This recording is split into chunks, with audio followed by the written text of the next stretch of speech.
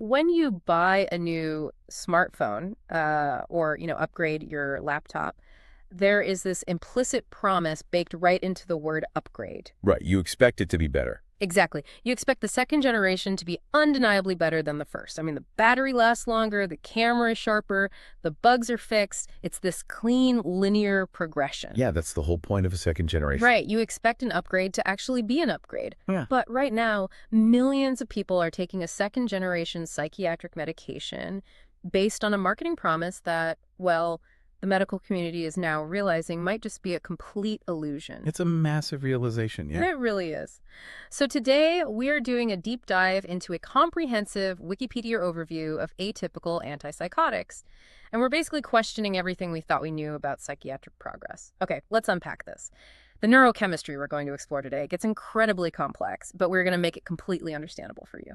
And to understand why this matters to you, or really anyone trying to navigate modern healthcare, we have to look at the sheer scale of these drugs. I mean, atypical antipsychotics are prescribed to millions. Millions. Yeah, they're the primary treatment for schizophrenia and bipolar disorder, and they are incredibly common as off-label prescriptions, too. Right, for things like anxiety or severe insomnia. Exactly. Anxiety and insomnia, obsessive-compulsive disorder, they are everywhere. And when they flooded the market in, the 1990s, the pharmaceutical industry presented them as this revolutionary leap forward, literally a second generation. Yeah, that was the branding. But to understand why that was such a powerful selling point, we kind of have to look at what they were replacing. Right, so the story really starts back in the 1950s with the introduction of a drug called chlorpromazine. Okay. This is the first major medication in what we now call the typical or first-generation antipsychotics. Because before that, it was basically just asylums, right? Pretty much. Prior to chlorpromazine, the primary treatment for severe mental illness was institutionalization. So, finding a chemical compound that could actually reduce hallucinations and delusions. I mean, that's a monumental breakthrough. Oh, absolutely. It emptied out the hospitals. But the human cost of that first-generation treatment was just devastating, wasn't it? Like, the side effects I was reading about in the sources were just brutal. Brutal is exactly the right word. The first-generation drugs were notorious for causing extrapyramidal symptoms, which we usually just abbreviate as EPS. Right, and we're not talking about a dry mouth here. No, not a headache or a dry mouth. We were talking about severe, sometimes permanent movement disorders. Ugh, that's terrifying. It is. Patients would experience these agonizing, uncontrollable muscle spasms. They developed tremors that essentially mimicked Parkinson's disease. Oh, wow. And with long-term use, many developed a condition called tardive dyskinesia, which involves highly visible, repetitive, involuntary movements. Like facial tics and things. Yeah, often of the face, the tongue, the jaw. They couldn't control it. I mean, if you're a doctor watching your patient suffer through those kinds of movement disorders just to stop their hallucinations, you'd be desperate for an alternative. The whole medical community was desperate. And that desperation paved the way for the 1990s. Enter the second generation. Exactly. A new wave of drugs, clozapine, olanzapine, risperidone, they hit the market. They were dubbed the atypical or second-generation antipsychotics, and they were launched with this massive, highly effective marketing push. And the pitch was what? All the benefits, none of the spasms. Essentially, yes. The central promise was simple. These drugs provide all the therapeutic benefits of the first generation, but they cause far fewer of those terrible movement disorders. So the psychiatric community naturally started prescribing them as the shiny new first-line treatment. If I upgrade my phone to the second generation, it's definitively better. Are you telling me the psychiatric field essentially marketed an entire class of drugs as an upgrade when the data says they might not be better at all? What's fascinating here is that prescribing practices shifted dramatically worldwide before we actually had the long-term comparative data. Because they just assumed it was a monolithic superior class of medication. Right. But clinical science eventually demands rigorous data, and that took until 2005 to fully materialize. The Katie Project. Yes. The National Institute of Mental Health funded a massive multi-site study called the Katie Project to finally test this assumption under real-world conditions. Wait, if the National Institute of Mental Health funded it, that means it was totally independent, right? Like the pharmaceutical companies who manufactured these billion-dollar second-generation drugs didn't control the outcome of the study. The independence of the Katie trial is exactly what makes its findings so earth-shattering. This was a double-blind study tracking nearly 1,500 patients with schizophrenia. 1,493 to be exact. Right. And the researchers set up the ultimate showdown. They put the heavily prescribed, heavily marketed, newer atypical drugs up against an older, mid-potency, first-generation drug called perfenazine. Okay, so a direct head-to-head. Exactly. And they wanted to measure discontinuation rates. Yeah. Essentially, how long patients could stay on a given drug before they had to quit, because it either stopped working or the side effects became utterly intolerable. Well, if the marketing was true, the second-generation drug should have completely blown the older drug out of the water. Patients should have stayed on them much, much longer. But the data revealed a massive catch. On the primary measures of effectiveness and overall tolerability, no atypical drug studied performed universally better than the older typical drug, perfenazine. Wow. The grand illusion of a definitively superior class of drugs just shattered. I mean, I'm looking at the numbers from the sources, and olanzapine, one of the major second-generation drugs, did have a slightly lower discontinuation rate, so some patients were able to stay on it longer without quitting. But the cost of staying on that drug sounds like an entirely different medical nightmare. It was. The patients taking olanzapine basically traded one problem for a severe systemic health crisis. On average, patients on olanzapine gained 9.4 pounds over just 18 months. Over 9 pounds? That's crazy. And that weight gain was accompanied by massive spikes in blood glucose, cholesterol, and triglycerides. So their metabolic health was just tanking. Entirely. Meanwhile, the other second-generation drugs in the trial, like risperidone and quetiapine, completely failed to outperform the older perfenazine in discontinuation rates anyway. Now, to be fair, the older drug did have a slightly higher rate of patients quitting due to those extrapyramidal movement disorders, right? I think the sources mentioned 8% compared to roughly 2 to 4% for the newer drug. That's accurate, yeah. But looking at the entirety of the Keitai trial, the idea of a universal upgrade just doesn't exist. It doesn't. The entire label of second generation is now viewed by many researchers as completely obsolete. They just have to look at them differently now. Right. The medical community is being forced to view every single one of these drugs, old and new, as unique individual tools with incredibly steep, highly specific trade-offs. So, if these drugs aren't universally better and they carry such wildly different risks, we have to figure out what they're actually doing inside the human body. Like, how can a pill stop a hallucination, but simultaneously cause a patient to gain 10 pounds or lose control of their facial muscles? Right. To map that out, we have to introduce a neurotransmitter called dopamine. The famous dopamine. The very same. Dopamine is a chemical messenger, and in the context of schizophrenia, researchers operate on the dopamine hypothesis. Which is? It suggests that in a specific deep region of the brain called the mesolimbic pathway, dopamine activity is basically running way too hot. Just firing constantly. Exactly. And this hyperactive dopamine is believed to drive the positive symptoms of schizophrenia. Just to clarify for anyone listening, positive symptoms doesn't mean good symptom. Oh, right. Good point. It means things being added to a person's reality that shouldn't be there, like paranoia, delusions, and auditory hallucinations. A vital distinction. So the pharmacological solution, spanning both the first and second generations of these drugs, is to block the dopamine D2 receptor. Because if you block the receptor, the hyperactive dopamine can't attach, and the hallucinations diminish. Exactly. But earlier you said a pill is a systemic intervention. It goes everywhere. You can't just tell a pill to only block dopamine in the hallucination center of the brain. And that's where the collateral damage becomes immense. Because dopamine does entirely different jobs depending on where it is in the brain. Right. For example, dopamine heavily regulates our sense of reward and motivation.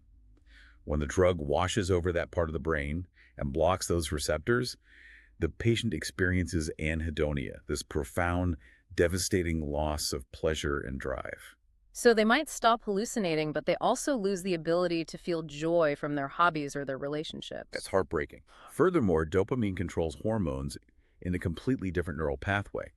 When you block it there, the body gets incredibly confused and starts overproducing a hormone called prolactin. And what does that do? For the patient, this translates to severe sexual dysfunction, potential infertility, and even abnormal lactation. Oh, wow. And most critically, for the first-generation drugs, dopamine acts as the fluid control system for our voluntary muscle movements. Which is where those terrifying extrapyramidal movement disorders come from. Exactly. You block dopamine in the movement control center, and the body literally starts seizing and spasming. Okay, so if dopamine hyperactivity causing hallucinations is a speeding car, the first generation drugs just slammed on the emergency brake everywhere. That's a great way to look at it. You stop the car, meaning you stop the hallucinations, but you violently skid, you wipe out the patient's ability to feel pleasure, and you lock up their physical motor control. So the question then becomes, how did the designers of the second generation drugs try to stop the skid? Right, how do they fix it? They introduced a new mechanism. In addition to blocking that dopamine D2 receptor, atypical antipsychotics are defined by their ability to block a specific serotonin receptor, known as the 5-HT2A receptor. Serotonin and dopamine interact with each other in a highly complex way, right? They do. In certain parts of the brain, particularly the motor control centers, serotonin acts like a natural brake on dopamine release.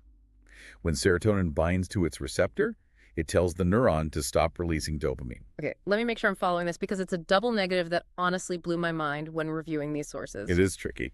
Serotonin's natural job is to block dopamine, but the atypical drug comes in and blocks the serotonin. So by blocking the brake, the drug is actually hitting the gas pedal on dopamine. It cuts the brake line entirely, yeah. By blocking the blocker, the atypical drug causes a localized release of dopamine. And this natural dopamine release actually competes with the drug's own primary function of blocking dopamine. It's softening its own blow. Precisely.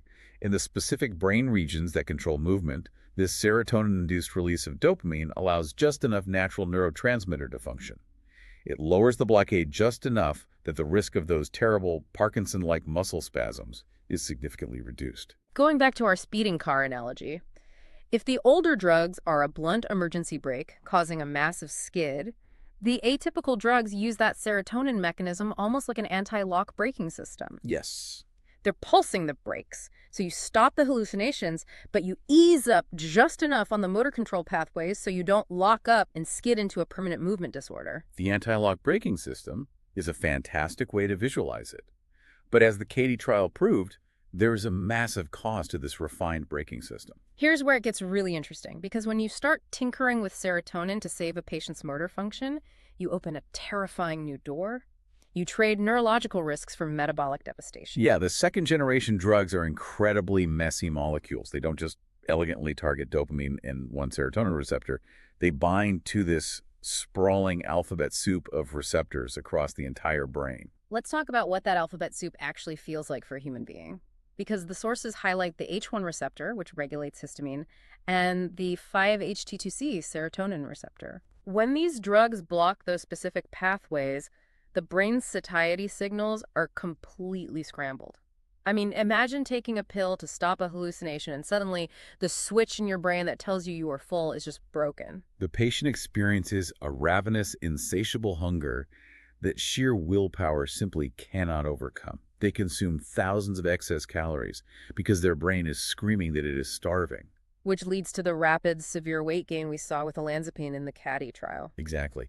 And it's not just cosmetic weight gain, The metabolic disruption alters how the body processes energy on a cellular level. Because of the M3 receptor? Yes, many of the atypical drugs, especially clozapine and olanzapine, strongly antagonize the M3 muscarinic receptor. When you combine this specific receptor blockade with the rapid weight gain, the patient suffers a sharp, sudden decrease in insulin sensitivity. Meaning the pancreas is producing insulin, but the body's cells just stop responding to it. Right. The blood sugar spikes, and the patient develops full-blown type 2 diabetes. It happens far too often. We are talking about a person surviving an acute mental health crisis, only to be handed a chronic, life-altering metabolic disease. Now, the sources do note some important exceptions. Newer atypical drugs like aripiprazole, lurasidone, and ziprasidone, they have a much lower propensity for causing this kind of weight gain and insulin resistance. Because they don't hit that M3 receptor as hard. Right. They have clinically insignificant effects on that specific M3 receptor, but the older, metabolically dangerous atypicals are still widely prescribed. And those risks are compounded in vulnerable populations. The FDA actually requires a black box warning, which is the strictest safety warning in medical practice on all atypical antipsychotics regarding elderly patients with dementia. Yeah, in 2005, the FDA analyzed the data and issued an advisory warning that using these drugs off-label to treat agitation and dementia, patients actively increased the risk of mortality. Increase the risk of mortality. Yeah. The patients were dying of strokes, heart failure, and pneumonia at significantly higher rates. And following that black box warning, the medical community took note. The use of these drugs in dementia patients dropped by nearly 50% over the next 5 years. It forces doctors and patients into this agonizing philosophical corner. How do you weigh the immediate threat of a severe manic episode or active psychosis against the creeping long-term threat of diabetes or cardiovascular failure? It is the ultimate dilemma of psychiatric pharmacology. You're almost always choosing between two flawed paths, which is why modern psychiatry is slowly abandoning the outdated idea of generations of drugs. Well, if the medical community is moving past the illusion of the second-generation upgrade, how are doctors actually supposed to know what to prescribe? Like, what system replaces it? The answer is precision medicine, which is driven by a deep understanding of molecular uniqueness. The sources highlight this fascinating explanation by Dr. Rif S. El Malak involving a concept called receptor occupancy. Oh, let's get into the math of this because it fundamentally changed how I view medication. It's wild. Okay, so for a standard first-generation antipsychotic to successfully stop hallucinations, it needs to bind to and block about 65 to 70% of the D2 dopamine receptors in the brain. Right. That is the therapeutic threshold. But then you analyze a newer drug like aripiprazole. For aripiprazole to be effective, it has to flood the brain and occupy 90 to 95% of those same dopamine receptors. Wait, pulling the emergency brake up 95%, if it's blanketing nearly every dopamine receptor in the brain, wouldn't that cause the most horrific, agonizing muscle spasms imaginable? You would think so. But the mechanism is highly counterintuitive. It relies on a brilliant specific molecular design. Aripiprazole is not a pure antagonist. Meaning it doesn't just block it entirely. Right. It doesn't just block the receptor and sit there like a brick. Yeah. It is a partial agonist.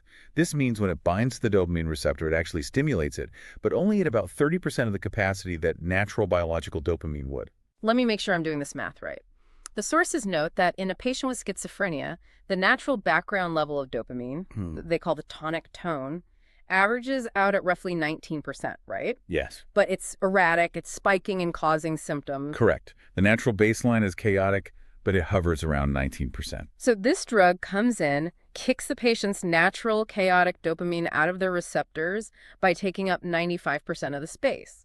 But because the drug brings its own artificial baseline of 30% stimulation, it prevents the dopamine levels from ever dropping to zero. Exactly. It's basically overriding a broken neurological thermostat with a factory preset one. The thermostat analogy captures the mechanism perfectly. It doesn't just freeze the system, it holds the neurological temperature steady at a very specific functional level. That is so clever. It is. It provides the maximal antipsychotic response without locking up the motor pathways and causing Parkinsonism. And this is just one single drug's unique profile. Other drugs in this class balance dopamine and serotonin in wildly different ratios, or they target entirely different subreceptors like 5-HT7, which can actually introduce an antidepressant effect. Which completely validates the findings from the Manchester University researchers mentioned in our sources. They conducted a study purely focused on assessing the overall quality of life of patients taking these medications. And what did they find? They found that the older, typical antipsychotics were fundamentally no worse for a patient's quality of life than the heavily marketed atypical antipsychotics. If we connect this to the bigger picture, it proves the old labeling system is a relic. A modern neuropsychopharmacologist isn't looking at a chart and picking a first-generation or second-generation drug. They aren't looking for an upgrade. Right. They are analyzing the specific receptor binding profile of a single molecule and painstakingly matching it to the specific symptom profile, the physical medical history, and the metabolic vulnerabilities of the individual human being sitting across from them. So what does this all mean? When we look at this stack of historical data and clinical research, we learn that marketing terms like upgrade really have no place in neurochemistry. None at all. We learn that every single psychiatric drug ever synthesized is an incredibly delicate trade-off between therapeutic relief and systemic collateral damage. The goal isn't finding a magic bullet. The goal is finding a biological trade-off the patient can actually tolerate living with. It requires immense diligence and just a constant willingness to adjust. And as we wrap up, there is this small but vital section in our sources regarding discontinuation that raises a deeply unsettling reality. Oh, the withdrawal data. Yeah. The data notes that if a patient abruptly stops taking these medications, particularly after years of continuous use, the nervous system completely rebels. The withdrawal symptoms can be catastrophic. Because the brain biologically adapts to the presence of the drug. When that artificial thermostat is suddenly ripped away, The rebound effect can trigger severe psychosis and rapid onset tardive dyskinesia. The very symptoms the drug was initially prescribed to eliminate, Exactly. which forces us to ask a mind-expanding question. Over a lifetime of psychiatric treatment, how do doctors distinguish where the natural biological progression of the underlying mental illness ends and the long-term biological footprint of the medication itself begins? I mean, if the act of stopping the cure can induce the symptoms of the disease, the lines blur entirely. It's a profound challenge, and honestly, a frontier of neuroscience we're only just beginning to navigate. The brain isn't a smartphone, and there are no simple software patches. Every intervention ripples outward through a vast, interconnected ecosystem. Thank you for joining us on this deep dive today. We commend your curiosity and your dedication to cutting through the medical marketing and the information overload. Keep asking the hard questions, and we'll catch you on the next deep dive.